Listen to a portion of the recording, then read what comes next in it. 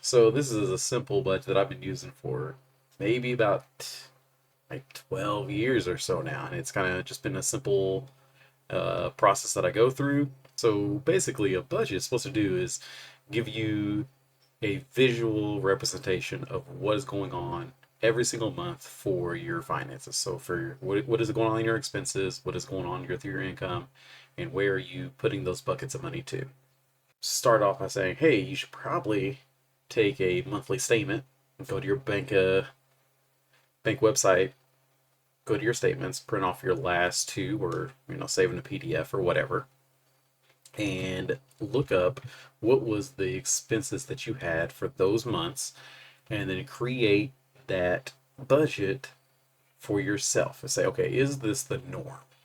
Let's say you went on vacation last month and you spent a whole bunch of money. That's not going to be your norm every single month. So I want to see. That's why I said last 2 months, because not everybody goes on vacation every month.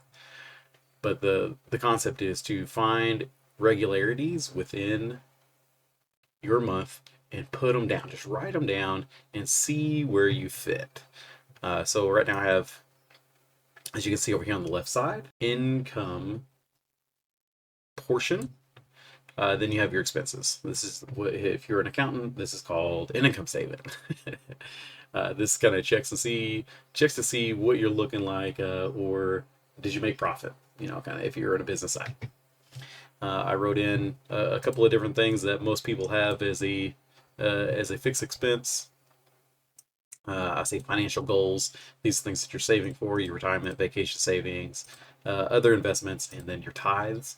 And then variable expenses. So this is going to be the one that changes or fluctuates as the months go by. There's different, you have different groceries that you spend, or maybe you had food left over from the previous month, just kind of give an idea of things that are not always going to be the same, but potentially be move in and out as you go. And probably will be the place where you can make the most hard changes. So if hey, I need to save a little bit of extra money and put it into savings, or I need to just had my tire go out, I need to replace the tire the next month. Hey, that savings is going to take a hit, so I need to put an extra 300 in it, and I probably don't need to go out. Right, I need to uh, chill out on eating out this month and just be very aware and say, hey, probably this month I'm only going to be spending about 400 eating out. That's kind of the concept of this. So generally speaking, if you are an American, the basic idea of the normal fixed expense is going to be 50% of your income will be to your fixed expenses. 20% will go towards your goals for the future. So I call that finance goals. And then the other 30% is going to be your variable expenses. Now, this is assuming you're perfect and you meet these metrics that really smart people have created to say here's what the norm is for American, that is. And then I did a little tally here at the bottom. So once you put all the numbers in, it tallies it up and tells you how much that you actually spend percentage wise inside of each of these different categories. So you have person one, person two salary. I just put them as 3,000. Now, what I actually did was I said, hey, I'm assuming, there is sometimes you get paid 3 times in a month, and that's just going to be bonus, right? Like if we can conservatively say, hey, the majority of the time, I'm only getting 2 paychecks. You can use 1 paycheck as an extra savings, or that maybe that's your vacation plan. But on the normal standards, you're getting paid twice a month. This person's getting paid 1,500, and then the other person, just for easy numbers, 1,500 multiplied twice gives you $6,000, right? Two people, 3,000 apiece, $6,000 for the income for the month. Next, I just kind of wrote in a couple numbers. These are not my numbers. These are just numbers I threw up. Normal rent for a 2-person home, like 2 bedroom, maybe a 3 bedroom. If you're lucky, you get a low rent on a 3 bedroom. Internet and TV, roughly in the 100 range. That is actually mine. And then a phone bill, this fluctuates. So you put in what is your normal monthly phone bill here. And then Skool, shameless plug, advertisement. So if you guys are interested in this monthly budget, I have a link to it that's going to be inside of my Skool community. I just started a Skool community where I will be training people and teaching people on the prosperity mindset. So don't, it's not this religious thing. It's just a concept where I believe that you can change your mindset to change your focus on finances, to improve your income, and look at the world in a different way. Skool is only $7 a month for right now. I'm only charging $7 a month for the members that want to join a great community of people, get that accountability, start reading, get into groups, doing mastermind on the weekends. Check it out. $7. Link it will be down below. All right, so this person or this group, this partnership currently spends about $2,852 on their fixed expenses. That is roughly about 47% of their income, which that's a good number. 50% of their income is going towards those normal monthly expenses. Now, on to finance and savings. Savings, typically you want to, if you follow the Dave Ramsey, you're trying to get the $1,000 savings where, hey, if something emergency fund comes along, or emergency does come along, you have the emergency fund that you're saving up towards. So you always want to be placing money into that emergency fund, usually based on your income, and make sure that that's tight.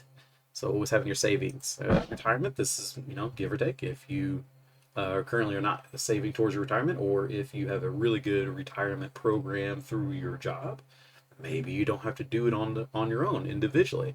But again, a great thing to start thinking about and realizing that it is available, it is possible to have something of that nature. Again, it's going to be in the Skool community. We'll talk about that. So again, only $7 a month. And then boom, their financial goals, financial future is about 17% of their income. We could maybe more, maybe less, depending on what you do. Maybe you're a more charitable person. You have somebody that you support, maybe in another country or something of that nature. Hey, I love to feed the families, or maybe it's like feed the homeless, or you give to your local charities for pets. Maybe that's your thing, pets. So boom, we like to give $150 a month towards those charities, right? So you just type those in if that is something that you are involved in. You just want to make sure that you have that wrote down. I'm gonna delete these. So then lastly is going to be your variable expenses. Now, guys, I know I've been around most of the time. It's fairly easy, pretty obvious that this Excel spreadsheet, you just click and type in, put in what you want. There's going to be a big chunk of your variable expenses is going to be your food. The normal American will eat a large amount of food, depending on how many people that you have in your family. So if you have only two, maybe this is a smaller grocery bill, or maybe you love to eat out. Maybe you don't really eat in. Maybe you work a whole bunch, right? And so you will say, hey, I need to spend a little bit of groceries to get my lunches and stuff, but my eating out's going to be a massive chunk. But let's say, hey, right now we are $300 over budget. We need to do something about this, right? We're actually currently in this moment we are spending $300 over what we actually make. So either we need to work another side job and make some extra money. So let's say we get we work on the weekends and we doing some I don't know, bartending, and then that brings us in another $400 every month. All right, we have now $98 that we need to put somewhere. Although it's not going to be perfect, we want to make sure that we note this money is for something. At the end of the whole entire month, that we are blanked out. So let's say, hey, that $98 is just going to go to, we're big on vacation, so let's put that 98 inside of vacation and call it done. If your budget is completed, you will see a blank or a dash inside this money to budget area. It's just saying, hey, our money is going somewhere. And most of the time, and then closing statements here. Most people just get to the end of the month and they're like, where did all the money go? And that if that question is something that you tend to say to yourself all the time, this is why. You just haven't planned it out. You haven't thought it out. You haven't looked at it. You're not being consciously aware of what you're doing. You're just doing things by habit. And when you're doing things by habit, if it's not good habits, it will produce bad results. Or if it's bad habits, it'll produce bad results. If it's good habits, it'll produce good results. So that's the whole point of this, is just to create something that will produce good results as long as we are conscious and mindful of where our money is going. So guys, if this is helpful for you, please hit that like, hit that subscribe. I want to put out a whole bunch of new stuff like that, and I appreciate you for joining with us, and take care, y'all.